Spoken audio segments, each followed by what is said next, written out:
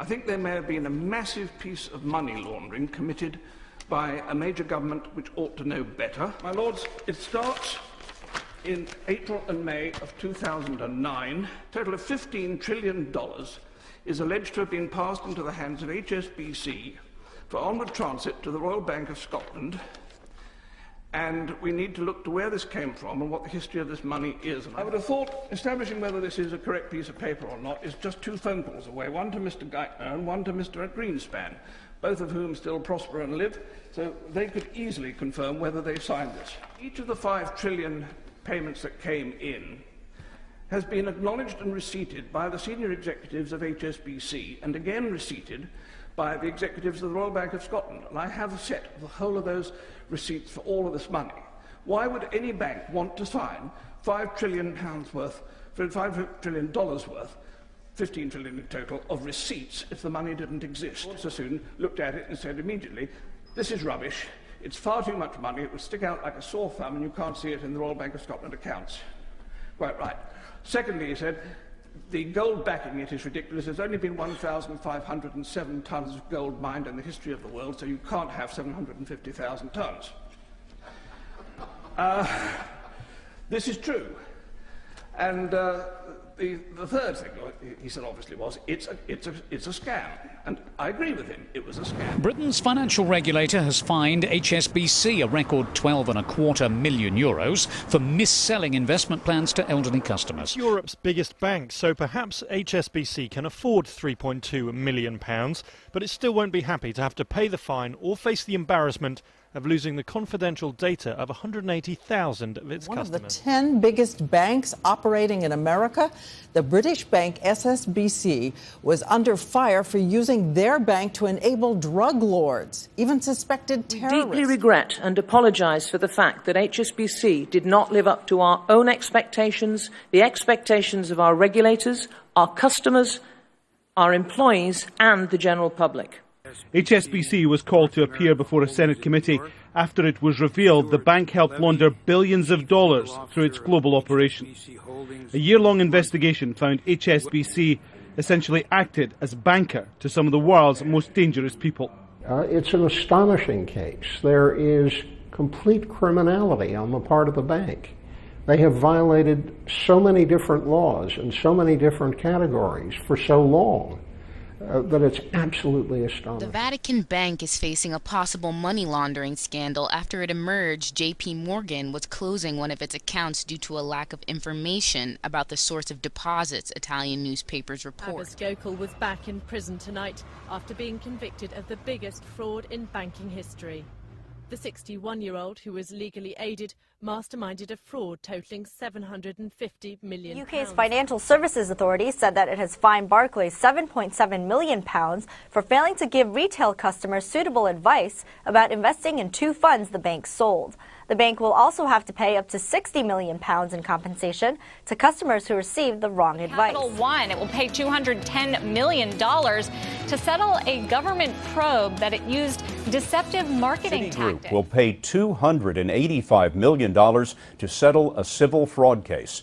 Citi is accused of misleading customers who invested in complex mortgage securities. Shares of Deutsche Bank are higher after the bank admitted to criminal wrongdoing for its role in fraudulent tax shelters. Reuters reported the bank agreed to pay $553.6 million to settle the case. Deutsche Bank reportedly said it has already set aside money to cover the fine. Profits won't be affected by the settlement. Financial Industry Regulatory Authority has fined Morgan Stanley $800,000 Tuesday over failure to adequately disclose conflicts of interest in notes covering analyst research. Secretary Timothy Geithner appeared before Congress Wednesday to answer questions surrounding his initial response to the rigging of the international interest rate, LIBOR.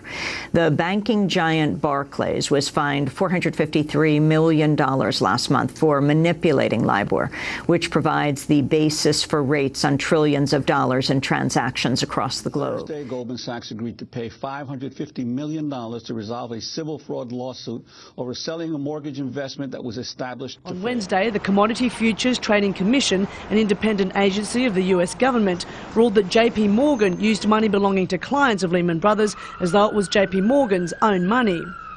JP Morgan overextended Lehman Brothers' credit and loaned against it, which some economists say contributed to Lehman Brothers' downfall. But instead of a prolonged court case which could generate negative publicity, JP Morgan has settled the dispute.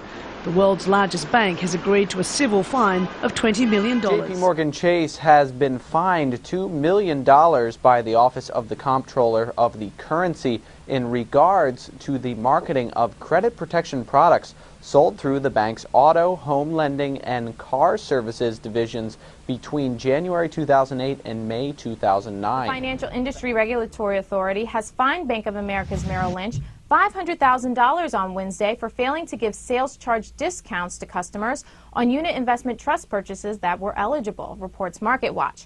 Merrill Lynch officials had reportedly agreed to give over $2 million to affected Royal Bank clients. of Scotland is in the news again today as they announced they have put aside £125 million to pay compensation to customers affected by the recent two-week computer breakdown. The former chief of Germany's corporate finance bank, IKB, has been found guilty of market manipulation. UBS is paying a $160 million fine over alleged anti-competitive activities conducted from 2001 to 2006 in the municipal bond investments market. As part of the agreement with the Justice Department, UBS admits, acknowledges, and accepts responsibility for illegal anti-competitive conduct by its former employees.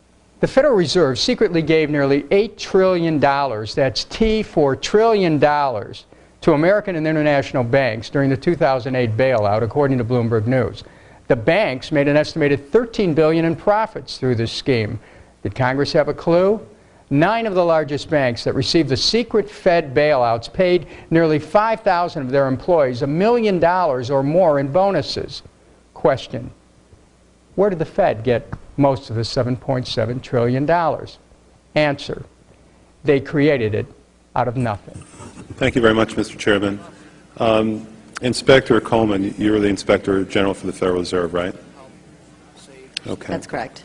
Have you done any investigations concerning the Federal Reserve's role in deciding not to save Lehman Brothers, which led to shockwaves that went through the entire financial system?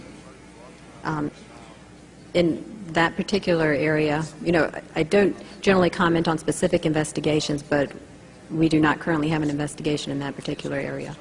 Well, I understand that, but we're talking about events that started unfolding 8 months ago. Have you reached any conclusions about the Fed expanding its balance sheet by over $1 trillion since last September? We have not yet reached any conclusions. What have you done to investigate the off-balance sheet transactions conducted by the Federal Reserve, which, according to Bloomberg, now total $9 trillion in the last 8 months? At this point, we're conducting our lending facility project at a fairly high level and have not gotten to a specific level of detail to really be in a position to respond to your question. Have you conducted any investigation or auditing of the losses that the Federal Reserve has experienced on its lending since last September?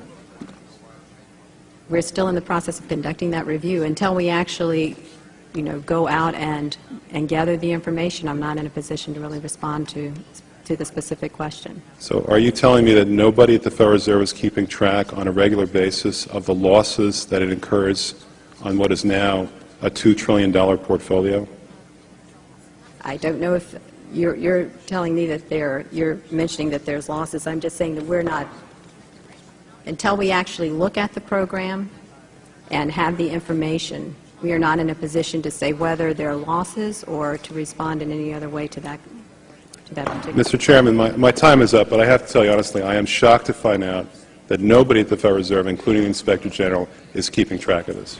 The biggest banks in France and Germany and a preeminent US hedge fund have been named in one of the biggest insider trading scandals ever unearthed in London's business community. An executive of Deutsche Bank, senior executive at BNP Paribas, and a member of the £10 billion sterling More Capital hedge fund were 3 of 6 financiers taken into custody. The arrest represents one of the biggest operations ever carried out by the Financial Services Authority in the UK as part of its escalating drive to root out insider dealing in Britain's financial community. A team of 143 FSA officers, in conjunction with a squad from the Serious Organised Crime Agency, carried out early morning raids at 16 addresses in southeast England. Computers and documents were seized in the raid from the homes and businesses of those targeted. The FSA said the financiers were suspected of being involved in a sophisticated and long-running insider dealing ring. Elizabeth Magner is a federal bankruptcy judge in the Eastern District of Louisiana, and she just bitch-slapped Wells Fargo. She asked for over 400 cases where they were doing mortgages and saying, oh, foreclosing on houses, and saying, oh my God, these guys didn't pay their bills, hurry up and give us the houses and throw them out.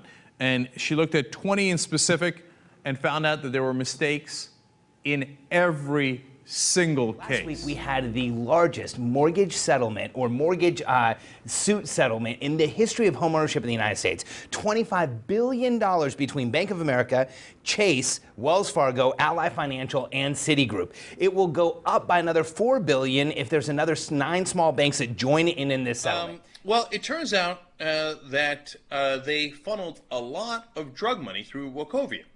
Now, Wachovia says, oh, how could we have known? You're telling me all that money coming out of Mexico was from drugs? Golly gee willikers, we just couldn't manage to investigate any of it. You're saying it was also cash used to buy 4 planes that shipped a total of 22 tons of cocaine, among other things? How were we to know? So the government actually pressed them on this a little bit, and the case was later settled for $110 million, and then they added $50 million in fines on top because it was absolutely clear that Wachovia did know, and they didn't give it to Wednesday, the Federal Reserve hit Wells Fargo with an $85 million fine for supposedly steering borrowers into high-cost subprime mortgage loans, even if they were qualified for safer loans. Have you ever wondered why Canada is in debt? Have you ever wondered why the government forces Canadians to pay so many taxes? Have you ever wondered why the bankers from the largest private banks are becoming wealthier and the rest of us are not? Have you ever wondered why the gross national debt is over $800 billion? Or why we are spending $160 million a day on the interest of the national debt? That's $60 billion a year. Have you ever wondered who receives the $60 billion? What I have discovered is the banks and the government have colluded to financially enslave the people of Canada. I will share with you 3 important points of reference which will hopefully spark enough interest and concern for you to continue the research on your own and to engage your government to stop this criminal act against the people of Canada. First, we will briefly examine the Bank of Canada. Second, we will see how our banking system works today. And lastly, I will offer a viable solution that we can petition our government to implement. A very little known figure in Canadian history is J.O. Gradon McGeer. He was a lawyer, member of Parliament, and Mayor of Vancouver. His contribution to Canada is probably the greatest in our history. He championed the creation of the National Bank of Canada, whose sole purpose is to create and manage Canada's money. It was formed on July 3, 1934, and owned by all Canadians.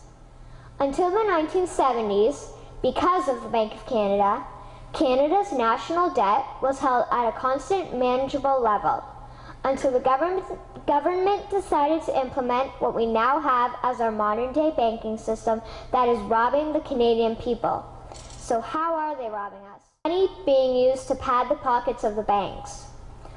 Also, the government gave the banks the ability to loan out money that doesn't exist in the form of loans. When a bank gives you a mortgage, which literally means a death pledge, or a loan, they don't actually give you money. They click a key on a computer and generate the fake money out of thin air. They don't actually have it in their bank vaults. Presently, the banks only have $4 billion on reserve, but they have loaned out over $1.5 trillion. To quote Graham Towers, each and every time a bank makes a loan, a new bank credit is created. New deposits, brand new money. Broadly speaking, all new money comes out of a bank in the form of loans.